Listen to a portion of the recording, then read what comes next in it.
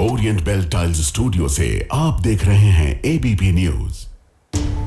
नमस्कार, ABP news पर हाजिर हूं मैं रुमाना इसार खान। आगे का एजेंडा देख रहे हैं आप। आगे का एजेंडा में लगातार हर बड़ी खबर विस्तार से आप तक पहुंचाने का हम काम कर रहे हैं।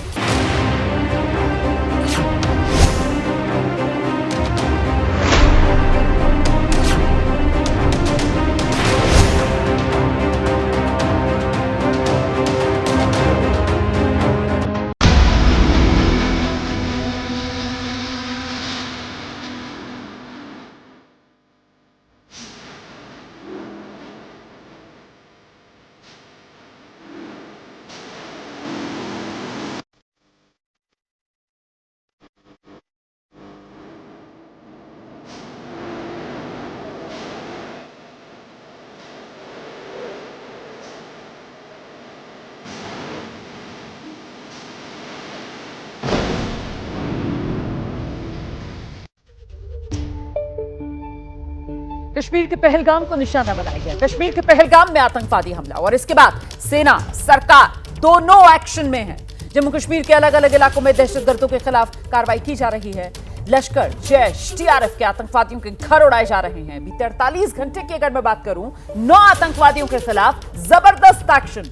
9 आतंकवादियों के आशियाने नेस्तनाबूद मिट्टी में मिला दिए गए। आतंकवादियों के घरों के परखच्चे उड़ चुके हैं और वही पाकिस्तानी नागरिकों को वापस भेजने का सिलसिला जारी है। केंद्र सरकार की गाइडलाइन के मुताबिक भारत में रह रहे पाकिस्तानियों की किसी भी हालत में अब और बर्दाश्त उन्हें नहीं किया जाएगा। 17 अलग अलग वीजों पर आए पाकिस्तानी नागरिकों को वापस लौटने की मियाद आज खत्म हो रही है, लेकिन सिर्फ और सिर्फ जो मेडिकल वीजा पर पाकिस्तानी नागरिक फिलहाल भारत में है उन्हें 29 अप्रैल तक की एक रियायत दी गई है। वहीं दूसरी तरफ तस्वीरें आप देखिए किस तरीके से सुरक्षा बल पूरी तरीके से मुस्तैद हैं। चाक चौबंद सुरक्षा के इंतजाम हैं। एलओसी पर तनाव, खासतौर से उरी सेक्टर में जहां पाकिस्तान की तरफ से रात के अंधेरे का फायदा उठाकर सीज फायर का उल्लंघन किया जा रहा है, जिसका भारत की तरफ से मुंह तोड़ जवाब दिया जा रहा है। तो सुरक्षा बलों ने शोपिया में आतंकवादी अदनान शफी के घर को भी उड़ा दिया है। अदनान शफी करीब 1 साल पहले बताया जा रहा है लश्कर ए तैयबा आतंकवादी संगठन में शामिल हुआ था। दिखाते हैं आपको एक रिपोर्ट।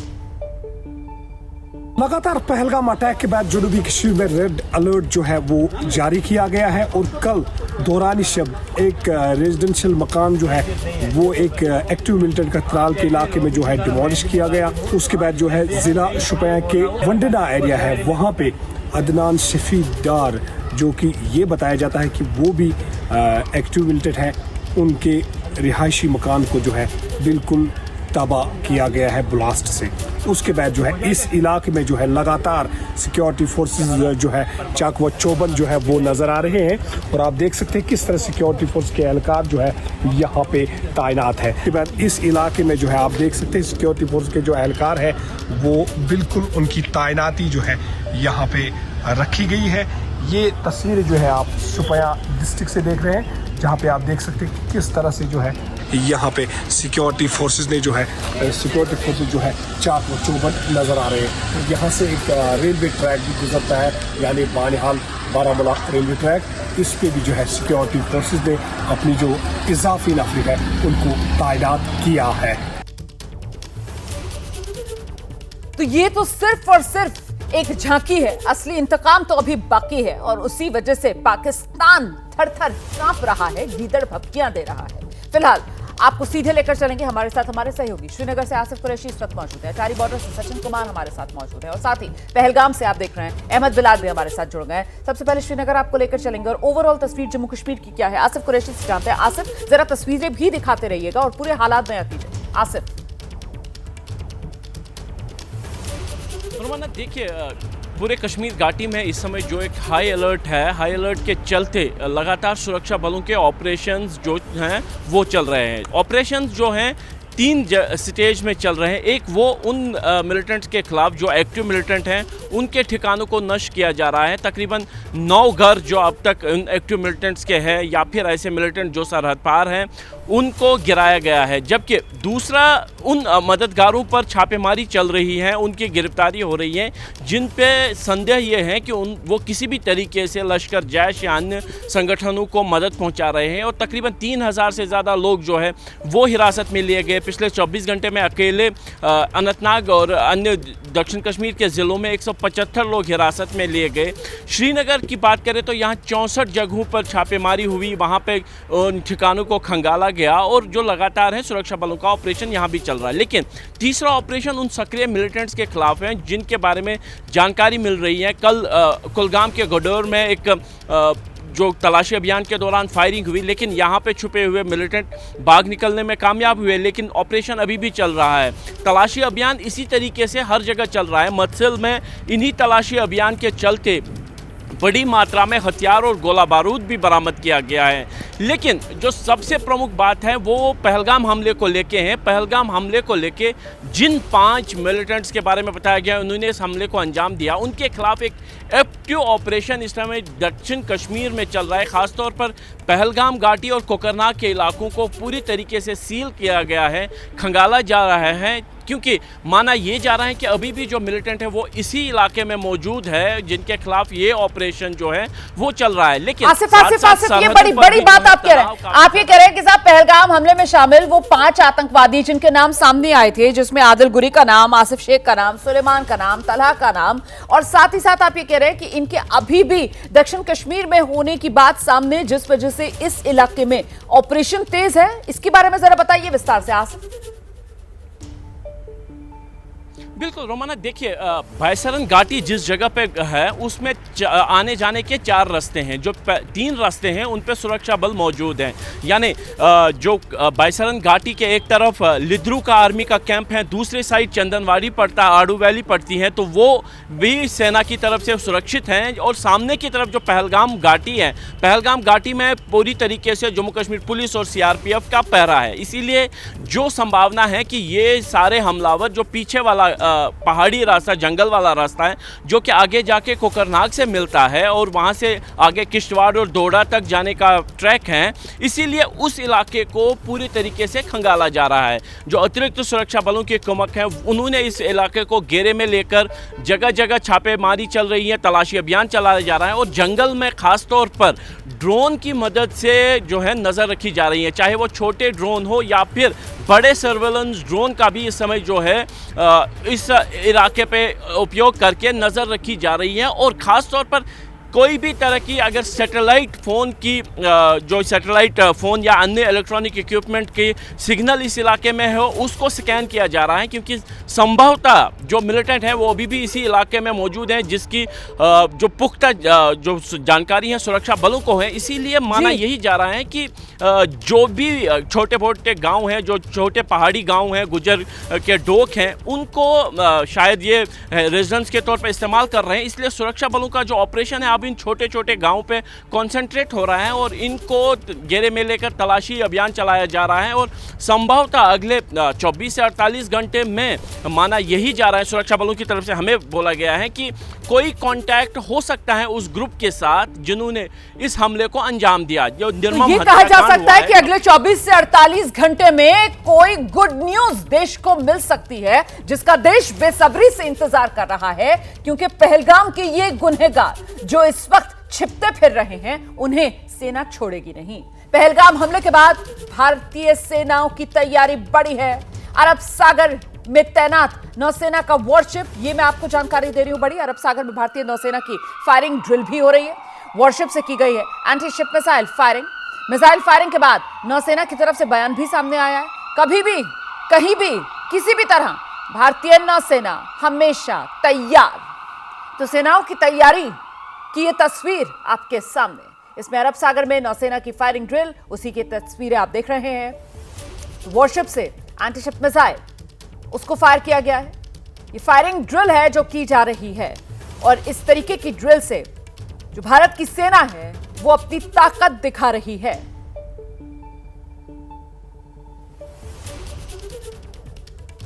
तो ये नौसेना की तस्वीरें आप देख रहे हैं जो फायरिंग ड्रिल करते हुए अरब सागर में, उसी की तस्वीर आपके सामने।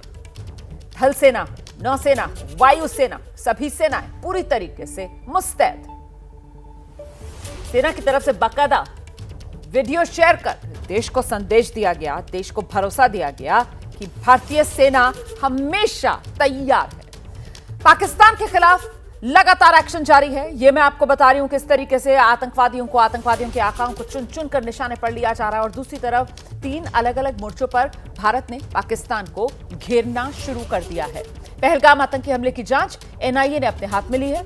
एनआईए ने केस रजिस्टर कर लिया है, यानी अब ऑफिशियली इस मामले की जांच एनआईए करेगी। पहलगाम आतंकी हमले के बाद से ही एनआईए की टीम वारदात वाली जगह पर मौजूद और तमाम एजेंसीज एनआईए का सहयोग कर रही हैं। एक तरफ पहलगाम हमले को लेकर पाकिस्तान का नापाक चेहरा फिर से दुनिया के सामने, वहीं पाकिस्तान ने सीज फायर फिर से तोड़ा है। भारतीय सेना ने पाकिस्तान की इस एलओसी पर सीज फायर उल्लंघन का मुंहतोड़ जवाब दिया है। लगातार 3 रात से पाकिस्तान की तरफ से सीज फायर का उल्लंघन किया जा रहा है। पहलगाम हमले के बाद केंद्र सरकार ने सिंधु का पानी रोकने का फैसला लिया, जिसके बाद पाकिस्तान की बौखलाहट और बढ़ गई। इस बीच सीधे आपको लेकर चलेंगे, हमारे साथ हमारे सभी सहयोगी लगातार बने हुए हैं। अब मैं आपको सीधे पहलगाम लेकर चलूंगी, जहां से हमारे सहयोगी अहमद बिलाल हमारे साथ मौजूद हैं। और जरा बिलाल से जानते हैं कि पहलगाम के ये पहाड़ 22 अप्रैल को जिस तरीके से खून से लाल हुए, इस वक्त यहां की तस्वीर क्या है और यहां का हाल क्या है बिलाल? बिल्कुल, देखिए रुमाना, आपको मैं सबसे पहले आपको यहाँ पर पहलगाम में जब आप एंट्री करेंगे तो जो सबसे पहले यहाँ पे जो टैक्सी स्टैंड है, अगर हम वहाँ की आपको तस्वीर दिखाएं तो जिस तरीके का बीते मंगलवार को हमला देखने को मिला, उसके बाद क्या हाल है इस वक्त पहलगाम घाटी का, तो देखिए यहाँ पर जो सभी टैक्सियाँ हैं, तकरीबन 600 टैक्सियाँ इस यूनियन में हैं और सभी की सभी टैक्सियाँ जो हैं वो इस वक्त यहाँ पर जो है वो खड़ी हुई हैं। और उसकी वजह यही है कि जो इस अटैक के बाद जो टूरिस्ट हैं उनका फ्लो जो है वो यहाँ पर बिल्कुल कम हो गया है। और अगर मैं पिछले साल यानी कि आम दिनों की बात करूं तो यहाँ का जो मंजर होता है कि यहाँ पर एक भी गाड़ी जो है वो देखने को नहीं मिलती है। सारी की साड़ियाँ जो है गाड़ियाँ जो है वो जो सैलानी हैं उनकी सेवाओं में वो जो है वो बुक करके आगे की ओर जो टूरिस्ट स्पॉट हैं, जो बेताब वैली हो गया या चंदनवाड़ी हो गया, उसको वहाँ तक जो है वो लेकर के जाते हैं। लेकिन आज जो है ये सारी गाड़ियाँ, कुछ टूरिस्ट ये टैक्सी वाले हैं, उनसे बात करेंगे। सर, ये सभी गाड़ियाँ यहाँ पर खड़ी हुई हैं, क्या क्यों, ऐसा क्यों? ये जो 22 तारीख को यहाँ पे वो अटैक हुआ है, सब टूरिस्ट यहाँ से चले गए, जो 26 लोग मारा गया, हम उसी दुख में अभी है, उसी दुख में है। जो यहाँ पे 600 टैक्सी है, ये भी उसी दुख में है। सर, टूरिस्ट नहीं आ रहे? नहीं, टूरिस्ट नहीं आ रहे, कोई नहीं आ रहा है। कल से 5-10 गाड़ी आ रही हैं दिन में, बाकी बंद ही है सर। अभी आपके इस यूनियन में कितनी गाड़ियां हैं और कितनी गाड़ियां बुक? 600 गाड़ी है, 600 बैठी हुई है। 600 की यहीं पे खड़ी है। अच्छा, एक भी टूरिस्ट का नहीं आगे नहीं जा रही है अभी कोई। टूरिस्ट आ रहा है, अभी अलाउ नहीं कर रहा है। जो यहाँ पे सिक्योरिटी फोर्सेस इन्वेस्टिगेशन जारी है। सुनिए मेरी बात, एक्चुअली क्या है, जब 22 तारीख को यहाँ पे हुआ, 22 तारीख की यहाँ पे काफ़ी ज़्यादा टूरिस्ट थे। जो टूरिस्ट हमें अप्रैल में आते थे वही टूरिस्ट मार्च में आ गए थे, जो मई में आते थे वही अप्रैल में आ गए। तो हम लोग आपस में सोच रहे थे कि ये अप्रैल का सीज़न है, जब मई का होगा तो उस टाइम कितने टूरिस्ट यहाँ पर बढ़ेंगे, कम नहीं होंगे। और उसके बाद 22 तारीख में जब 22 सरन में ये इंसिडेंट हुआ तो उसके बाद सभी टूरिस्ट वापस गए। कुछ लोग डरे, कुछ लोग भाग गए, कुछ लोग गुलमर्ग गए, कुछ लोग श्रीनगर गए, कुछ लोग सोनमर्ग गए। अब तो टूरिस्टों ने फिर से उन्होंने यही सोचा कि अगर हम रुकेंगे, यहाँ नहीं आएंगे तो इससे जो हमारा दुश्मन है वो सोचेगा कि मैं कामयाब हो गया, तो इसलिए हम नहीं डरेंगे, हम लोग आएंगे। अब यहाँ पे जो लोकल साइड सीन्स है गाड़ियों का, तो अभी सिक्योरिटी रीजन के कारण उन्होंने बंद किया हुआ है। तो 1-2 दिन में इन्वेस्टिगेशन चल रही है। एक बार मैं आपको पहाड़ियाँ दिखा दूं रोमाना कि देखिए यहाँ पर कितने घने जंगल हैं और जो सिक्योरिटी फोर्सेज यानी आर्मी और की तरफ से जो कॉम्बिंग ऑपरेशन, जो सर्च ऑपरेशन चलाया जा रहा है वो कितना चैलेंजिंग हो जाता है, क्योंकि यहाँ पर आप देखिए कि यहाँ पर बड़े बड़े जो चीड़ के और देवदार के जो पेड़ हैं वो आपको दिखाई देंगे और इनकी जो संरचना यानी कि जो भौगोलिक स्थिति है इस इलाके की, वो कैसे कहीं ना कहीं मदद कर रही है उन आतंकियों को छिपने में। लेकिन हमारी जो आर्म फोर्सेज हैं वो भी टेक्निकल जो एडवांस तकनीक है उसकी मदद से जो है वो यहाँ पर जो कॉम्बिंग ऑपरेशन है वो चलाया जा रहा है। और कहीं ना कहीं ये जो पेड़ हैं वो मदद कर करते हैं, उनको छुपने में वहां हाइड आउट बना लेते हैं। लेकिन कॉम्बिंग और सर्च ऑपरेशन इस पूरे इलाके में, यानी कि पहलगाम की इस पूरी घाटी में जो है वो लगातार जो है वो सिक्योरिटी फोर्सेस की तरफ से चलाया जा रहा है और किसी भी आम नागरिक को अब बैसरन घाटी तक जाने की इजाजत जो है वो नहीं दी गई है। हर जगह पर सिक्योरिटी फोर्सेस का पहरा है। रुमाना, बिल्कुल, तो ये तस्वीरें जो बिलाल दिखा रहे हैं बता रहे हैं किस तरीके से पहलगाम के इन पहाड़ों में इस वक्त सन्नाटा पसरा हुआ नजर आ रहा है और पर्यटक जाहिर सी बात है वो यहाँ पर अब नहीं पहुंच रहे हैं और इसी वजह से एक टैक्सी स्टैंड से रिपोर्ट दिखा रहे थे बिलाल, जहां पर सारी टैक्सियों के चक्के जाम। इस बीच पाकिस्तानी नागरिकों के भारत छोड़ने के अल्टीमेटम का आज आखिरी दिन है और अटारी बॉर्डर पर काफी भीड़ दिख रही है। हालांकि जो मेडिकल वीजा वाले हैं उन्हें 29 अप्रैल तक की भारत की तरफ से छूट जरूर दी गई है। सीधे आपको लेकर चलेंगे, हमारे सहयोगी सचिन इस वक्त मौजूद हैं। जरा जानते हैं सचिन से इस वक्त क्या तस्वीर है। सचिन, यहाँ बॉर्डर पर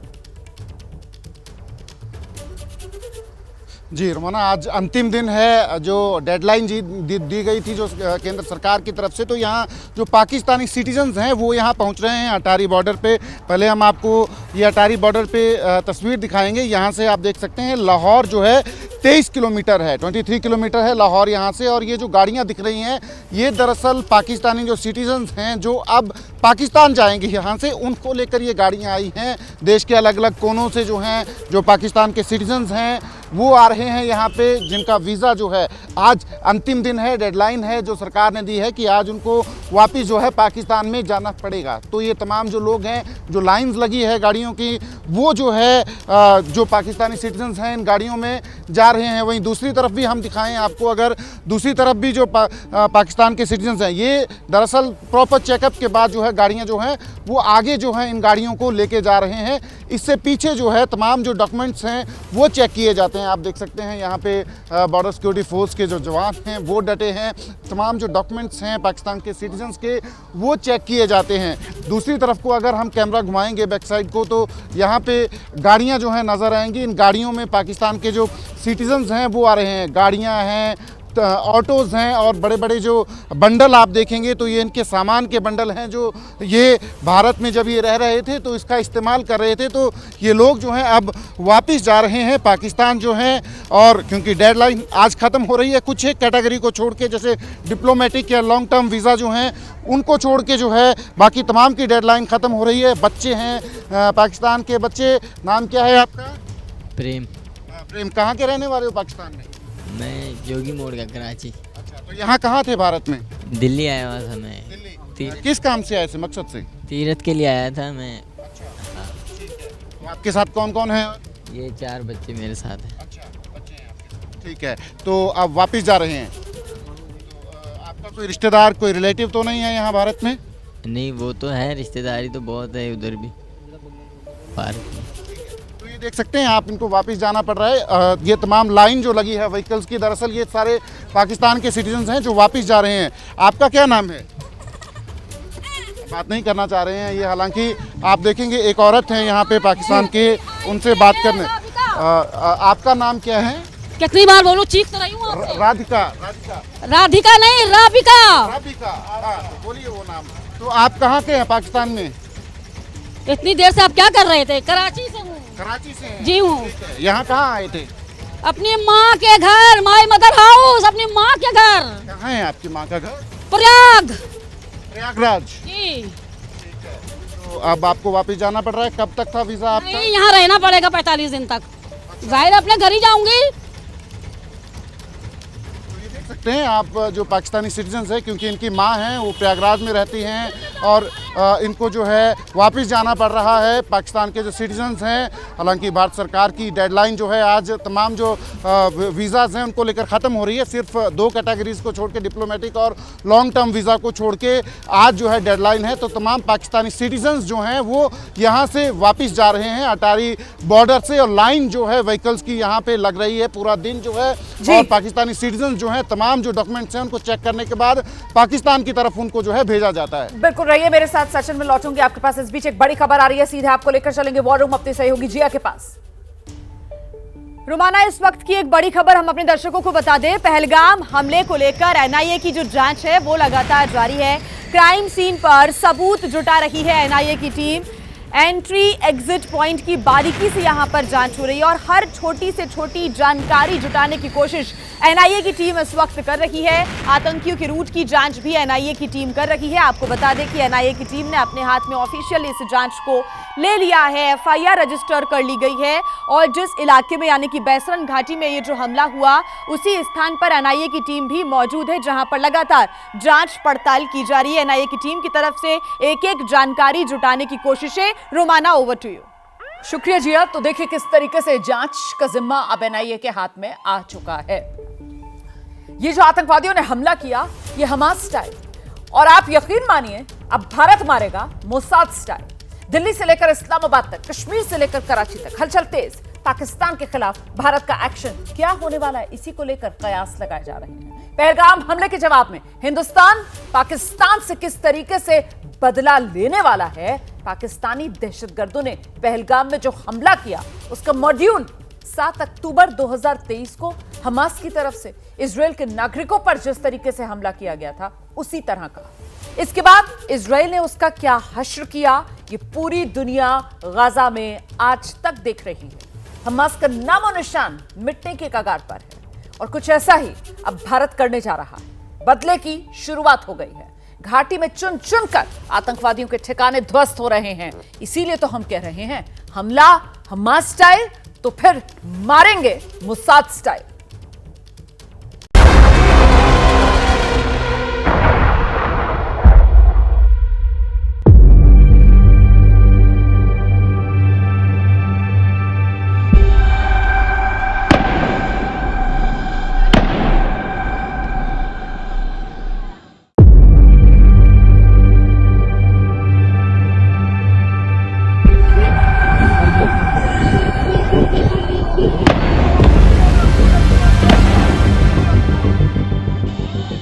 दो अलग अलग जगह, दो अलग अलग संगठन, हमले का पैटर्न एक।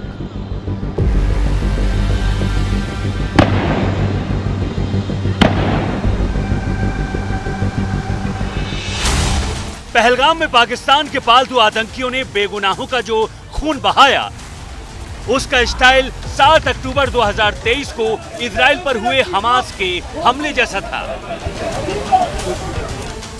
पहलगाम अटैक को अंजाम देने वाले आतंकी बॉर्डर पार कर कश्मीर की सीमा में दाखिल हुए और बैसरन घाटी घूमने गए सैलानियों पर ताबड़तोड़ फायरिंग कर दी।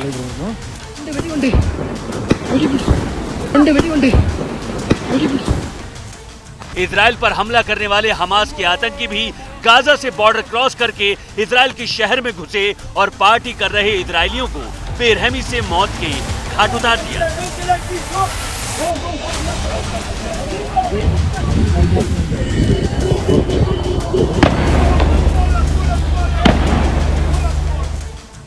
ये तो हुई हमले की बात। अब बात बदले की करते हैं। हमास से इजराइल को जो जख्म दिया है दुनिया गाजा की बर्बादी की शक्ल में उसका अंजाम देख रही है।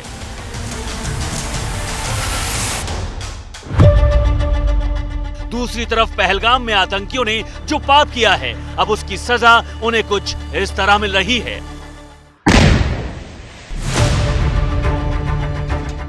घाटी में छिपकर बैठे आतंकियों और उनकी मदद करने वाले लोगों के ठिकाने धुआं धुआं हो रहे हैं।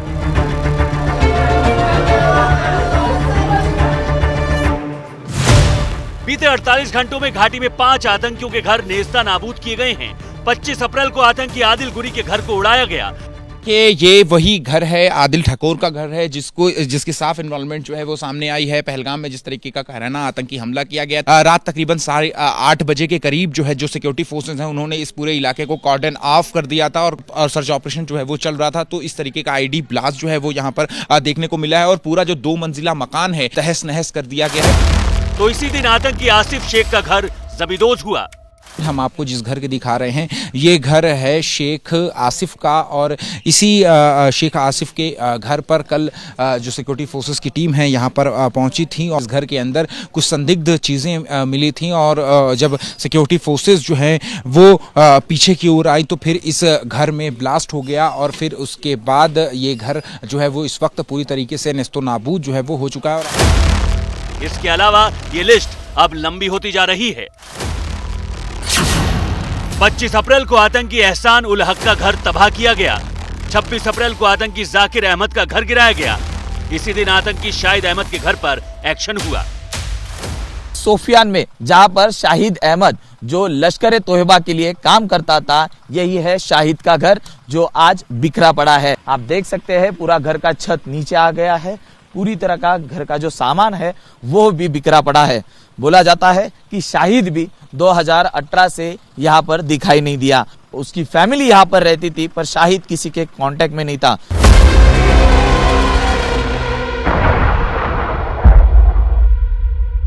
भारतीय सेना भी उसी अंदाज में देश के दुश्मनों से निपट रही है जिस तरह से इजराइल की खुफिया एजेंसी मोसाद अपने दुश्मनों को चुन चुन कर मारती है। वो कहीं भी छिपे हुए हैं, मोसाद उन्हें नहीं छोड़ती है। दुनिया भर में ऐसे कई उदाहरण सामने हैं। माना जा रहा है कि भारतीय सेना ने भी पिन पॉइंट अटैक कर दहशतगर्दों के ठिकानों को तबाह करने की फुल प्रूफ तैयारी कर ली है।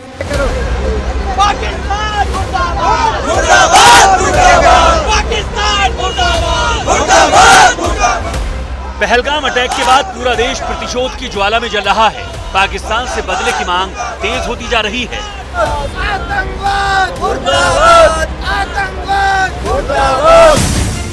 माना जा रहा है कि भारत ने मोसाद पैटर्न पर बदले की शुरुआत कर दी है। पाकिस्तान को मुंहतोड़ जवाब दे और पाकिस्तान को मिट्टी मिला के ही दम लेंगे, तब तक हमारा प्रदर्शन जारी रहे। भाई अब आर पार होना चाहिए, सीधी बात, कोई समझौता नहीं। बहुत डट के जो है बदला लेना चाहिए, कठोर कदम उठाना चाहिए जो है। पाकिस्तान के प्रधानमंत्री शहबाज शरीफ और पाकिस्तानी सेना प्रमुख जनरल मुनीर को भी डर है कि इस बार भारत कुछ बड़ा करने वाला है। भारत पाकिस्तान की धरती पर बिल में छिपकर बैठे हाफिज सईद जैसे आतंक के आकाओं का काम तमाम करने वाला है। रिपोर्ट्स के मुताबिक भारत के एक्शन से पहलगाम अटैक की साजिश रचने वाले आतंकी संगठन लश्कर तैयबा का सरगना हाफिज सईद खौफ में है। हाफिज सईद अहमदाबाद की सैन्य छावनी में आईएसआई के सेफ हाउस में जाकर छिप गया है। तो क्या भारतीय सेना भी इस बार मोसाद के स्टाइल में पाकिस्तान के अंदर घुसकर हाफिज सईद को जहन्नुम भेजने वाली है?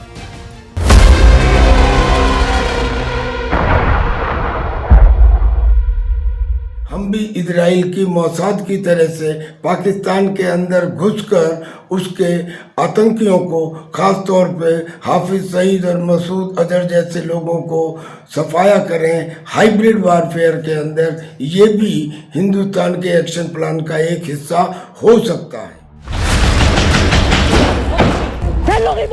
बदले की मांग के बीच जिस मोसाद स्टाइल का बार बार जिक्र हो रहा है, हमने उस मोसाद के कुछ बड़े ऑपरेशंस की डिटेल आपके लिए निकाली है ताकि आपको पता चल सके कि मोसाद अपने दुश्मनों को कैसे मारती है। और अगर भारत ने भी इस बार यही रणनीति अपनाई तो पहलगाम के पापियों का अंत कैसे होगा।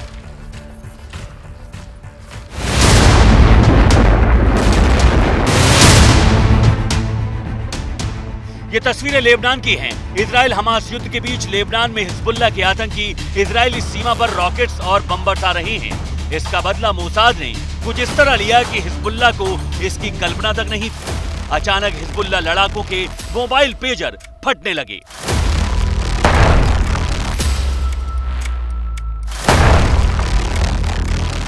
इसकी वजह से लेबनान में धमाके होने लगे और इजराइल के दुश्मनों का काम तमाम होने लगा।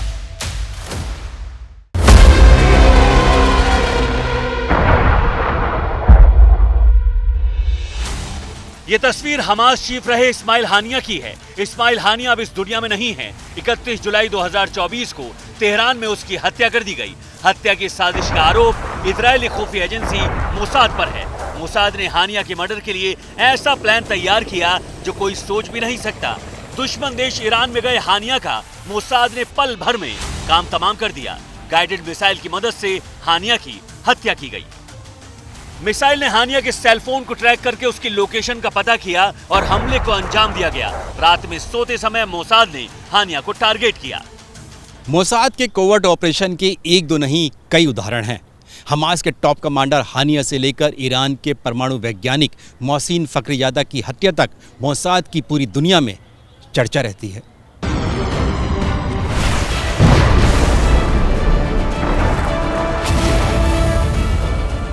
मोसाद का ऐसा ही एक action Hezbollah chief Hassan Nasrallah के खात्मे से जुड़ा है। हसन नसरल्लाह लेबनान में बैठकर हमास की मदद कर रहा था।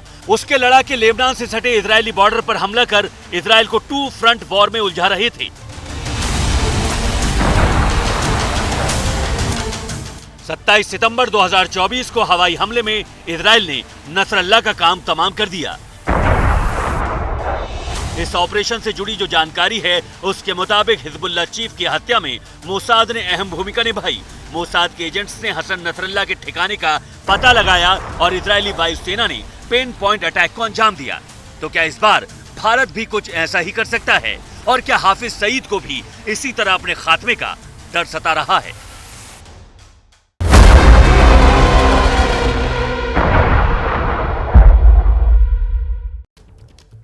तो देखा आपने, अगर हमला हमास स्टाइल हुआ है तो जवाब यकीनन मोसाद स्टाइल ही देगा भारत।